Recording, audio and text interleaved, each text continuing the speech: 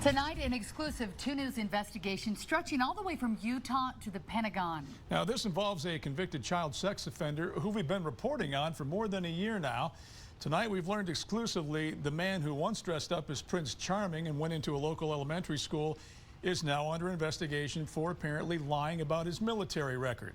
Chief investigative reporter Wendy Halloran joining us tonight with this new twist in the case. Wendy. Well, Mark and Heidi, stolen valor, you might think it only applies to people falsely claiming to have served in the military, claiming military awards like the Purple Heart. But it's also about embellishing what your duties were in the military. I did a lot of digging into Paul Bryant's military records after I saw Bryant make posts on social media. I'm about to expose his tales in the United States Army that only exist in his mind. It's March 17th, 2022. And in fact, just for the record, I used to be a federal agent. I used to work for the Army. I was part of a task force, a drug task force. I got letters up the wazoo up there that says, that I did my job. That's Paul Bryant telling Lehi Police Sergeant Jeff Smith that he was a federal agent in the United States Army. This is his resume. He lists criminal investigator at Fort Drum in New York from 1995 to 1997. He claims he investigated crimes against the U.S. government, technology and credit card crime, homicides, suicides, and had top secret clearance known as TSSCI.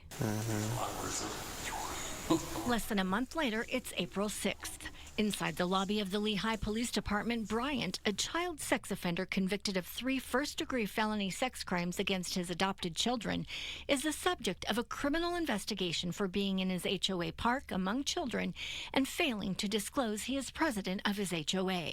He is being interviewed a second time by Sergeant Smith and boasts for nearly 6 minutes about his service in the Army. You can't see Bryant, but you can hear him. I was active duty Army. Oh, you were? Yeah, so I was a criminal investigator in the United States Army, and so I had already worked, same kind of crimes in the military. And I was stationed in Fort Drum, New York. We had crime scene evaluators, from Quantico that come up and teach us how to do crime scene stuff. A concealed firearms certified instructor. In 2009, instructor Paul Bryant showed this PowerPoint presentation during training courses about Utah laws when it comes to concealed carry permits. Bryant's law enforcement experience is listed as U.S. Army Criminal Investigation Division, CID, showing the CID logo and the CID agent badge. Because we're in the Army.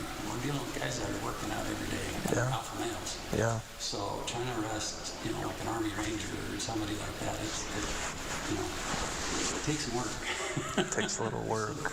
They are responsible for the... But there's a problem with his story. According to the U.S. Army, Bryant's military occupational specialty was 13B, which stands for 13 Bravo. He was a cannon crew member in the U.S. Army from September 19th, 1995 to March 28th, 1997 at Fort Drum in New York. Army records we obtained from the Pentagon show he was honorably discharged on March 28, 1997.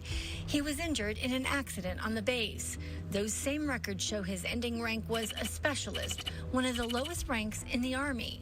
Due to the nature of work required by CID special agents, there are strict qualifications. Among them, between 2 to 10 years of military experience and the ability to deploy worldwide. The military occupational specialty is 31D, which stands for 31 Delta. Bryant didn't make it 2 years in the Army and was never deployed. But listen to him tell the sworn law enforcement officers investigating him about his work as a criminal investigator on the Army's counter-drug operations. We went down to Georgia or up to Detroit, a lot of words that were hard to, heck, even England, I also requested records from the National Archives Personnel Records Center in St. Louis, Missouri. They keep records for all soldiers who have been out of the Army for more than 15 years. Those records confirmed our findings as well. No other annotations on his record. Now, the U.S. Department of Veterans Affairs Office of Inspector General opened an investigation on Bryant, prompted by my reporting. I called Bryant and asked him if he would agree to an interview about his military service. He referred me to his attorney, Scott Waite. I contacted Mr. Waite and received this email, which reads in part: I don't know anything about his military service and could not give you any information regarding that.